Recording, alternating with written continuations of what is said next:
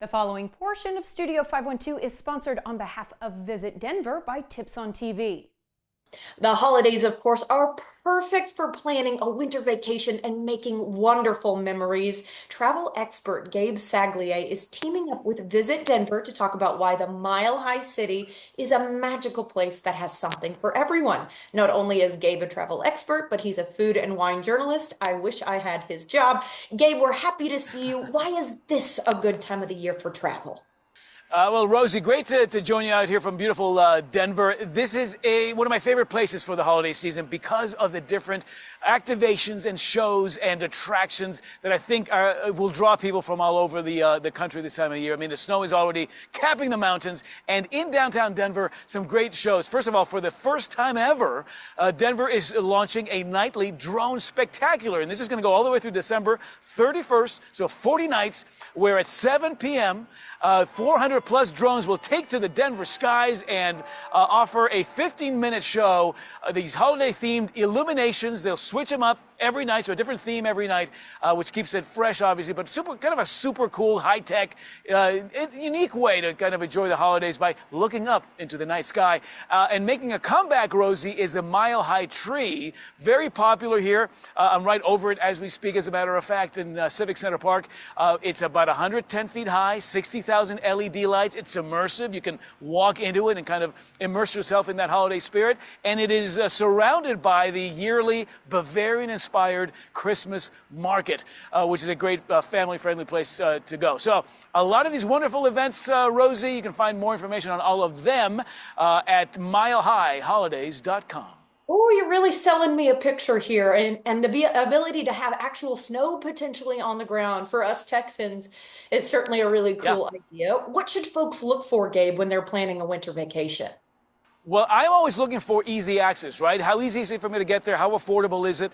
The beauty is that Denver sees 200 plus gateways with direct flights into that airport. Out of Austin, that means that United Airlines, Southwest Frontier will fly you nonstop into the Denver airport. You take a 30-minute train ride that puts you right at Union Station in the heart of the city, and then you're an hour or two away from a series of world-class ski resorts. Keystone, Arapahoe Basin, which sees a season all the way into June, and I love Winter Park because of the 3,000 acres of ski terrain there and the 170 plus trails. Speaking of Winter Park, the ski train is back. That's Amtrak's Winter Park Express, aka the ski train, and it's going to have a holiday schedule for late December into early January. But starting January 9th, Rosie, 5 days a week, you can board the train right here in downtown Denver at Union Station at 7 a.m. You're at Winter Park by 9 a.m. You're skiing, you're snowboarding, you're snowshoeing, or maybe you're just hanging by the fire, having a couple of toddies, and watching the ski bunny zoom on by.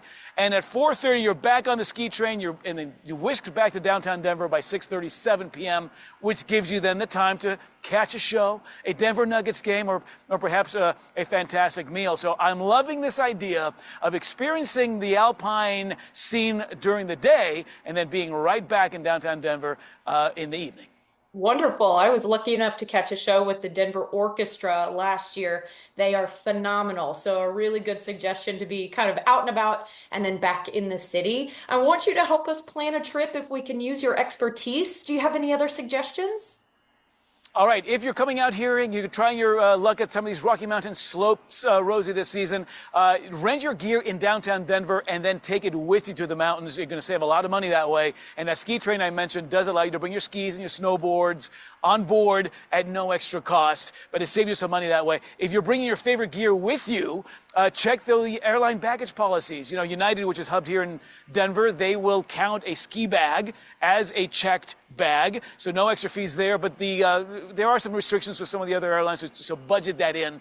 And for some of the best values of the season, and even some of the best conditions, I'd say come early, so now through mid-December, or late, like mid to late March onward. Some great spring season skiing out here, and some better affordability at that time of year as well. But again, if you're a beginner or you're an expert, some great options here, and again, super affordable and super accessible as well. Wow, good suggestions there. I mean, I want to ask about the food scene as well. I know Denver's got a lot going on.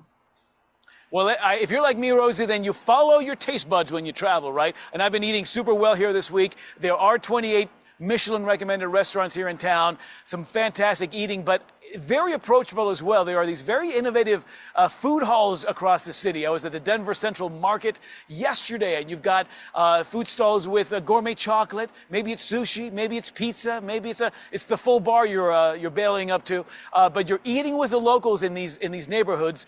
Denver Central Market is in the Rhino River North Arts District, which has got some fantastic street art when you're done eating. And you're also seeing some of this rising chef talent there as well. This is a city, Rosie, that's surrounded by an amazing number of farms and ranches. So this farm-to-table concept very much alive and well here.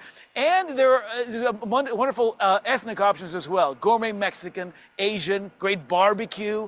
So from a foodie standpoint, some really good options here that are keeping Denver in the news in that sort of culinary front all year long. Absolutely. I had some gorgeous paella last year. I mean, it was a Spanish Oh, tapas yes. restaurant, fabulous. How can we create the perfect day during a magical winter trip? I really want to make sure that we get everything we can out of this beautiful city. Yeah, well, keep in mind that there's all this diversity during the holiday season. The skiing does go well into the spring season, so keep it even into June in some cases. So don't think that it's over when the holidays are over. And even after the holidays are done, some great events on the horizon, including the National Western Stock Show and Rodeo, which celebrates the cowboy roots out here. So you wanna tap into your inner cowboy? Come check that out in late January.